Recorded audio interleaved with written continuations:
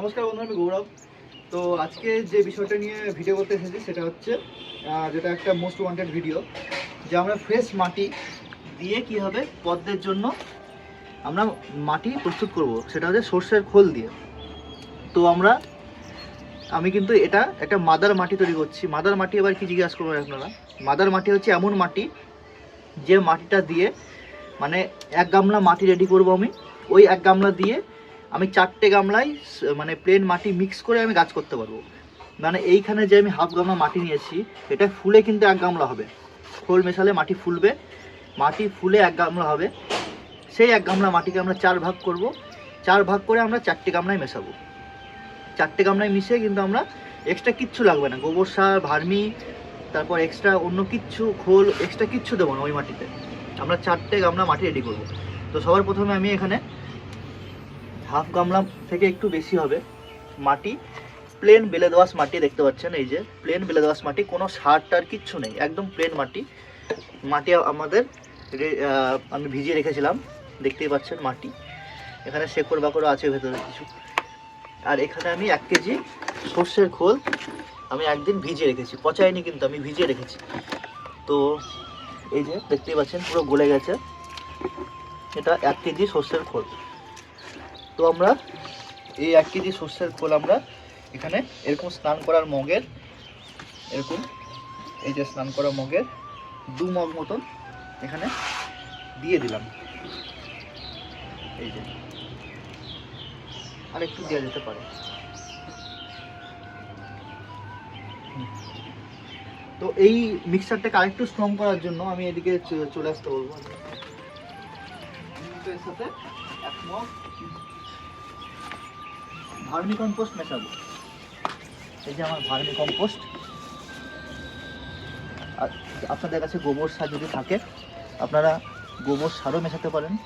আমি এখানে 1 মগ মতন এই যে ভার্মি কম্পোস্ট, এর থেকে বেশি প্রয়োজন নেই, এতে যথেষ্ট। 1 মগ আমি ভার্মি কম্পোস্ট মিশিয়ে নিলাম এর সাথে। তারপর কি করবো, মাটিটাকে চটকাবো। মাটিটা কিন্তু খুব বেশি জলিয়ে যেন না হয়, কনসিস্টেন্সি যেন এরকমই থাকে। দেখে শুনে চটকাবেন। মাটির ভেতরে অনেক সময় কাঁচ, ঢিল, খোলা অনেক কিছু থাকতে পারে, যেগুলো হাতে লাগলে সমস্যা হতে পারে। আমি যেখান থেকে মাটি নিয়ে আসি সেখানে ওরকম সমস্যা নেই, তার জন্য আমি নির্ভয়ে মাটিটা মাখতে পারি। বন্ধ করে দেবো। তো মাটিটা যেটা অতিরিক্ত টাইট হয়ে গেছিলো, তাই আমি কিন্তু এখানে 1 মগ জল মিশিয়েছি। আপনাদের মাটি যদি অতিরিক্ত টাইট হয়ে যায় তাহলে কিন্তু আপনারা 1 মগ জল মেশাবেন। আমরা যেহেতু এটা প্রায় 1 মাস পচাবো, সুতরাং আমাদের কিন্তু এখানে মাটিটা যদি জল জল ভাব থাকে আমাদের কিন্তু কোনো সমস্যা হবে না, কারণ এটা 1 মাস ধরে পচবে। 1 মাসে কিন্তু এই মাটির ভেতরে পুরো একদম এটা পচে সার তৈরি হয়ে যাবে। যেটা আমরা গামলা নিচে দিই যে সারটা, ওই সারটা কিন্তু আর গামলা নিচে দেওয়ার প্রয়োজন হবে না। এই মাটিটা ফুলে 1 গামলা হবে, সেটাকে 4 ভাগ করব। সেই 4 ভাগটা 1 ভাগ করে প্রত্যেকটা গামলার সাথে হাফ গামলা মাটির সাথে মিশিয়ে আমরা কিন্তু টিউবার প্রতিস্থাপন করবো। সেটা 1 মাস পর। আমরা কিন্তু পুরো 1 মাস পচাবো। আমরা যদি ডিসেম্বরে যদি আমরা এভাবে মাটি রেডি করা শুরু করে দিই, তাহলে কিন্তু আমাদের ফেব্রুয়ারির মাঝামাঝির দিকে কি আমাদের শেষের দিকে গাছ বসালে কিন্তু খুব দ্রুততার সাথে গ্রোথ নেবে এবং কিন্তু খুব সুন্দর গাছ হবে। তো আমি এরকমই প্রসেসে মাটি রেডি করেছি, সেটা আমি দেখাবো। সেটা হচ্ছে এই পাশের গামলা, চলে আসো। এই যে এদিকে, এই যে এই মাটিটা আমাদের কিন্তু, আমি এখন হাত দিব না, মাটিটা আমি এখন একটা কিছু দিয়ে দেখাচ্ছি।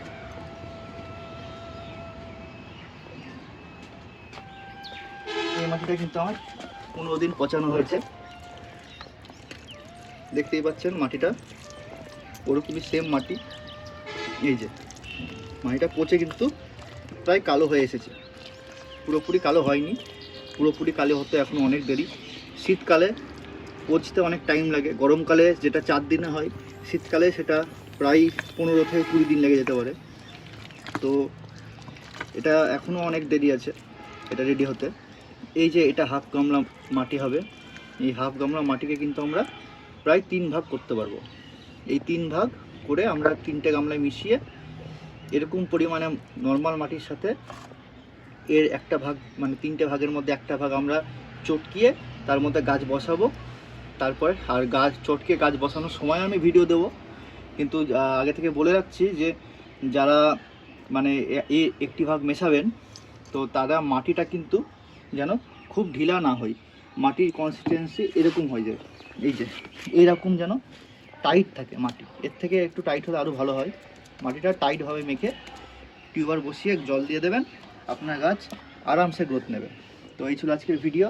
কারো কোনো প্রশ্ন থাকলে অবশ্যই ইনবক্স করবেন, কমেন্ট সেকশন খোলা আছে সবসময়।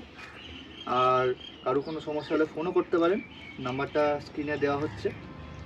তো ভালো থাকবেন, ধন্যবাদ।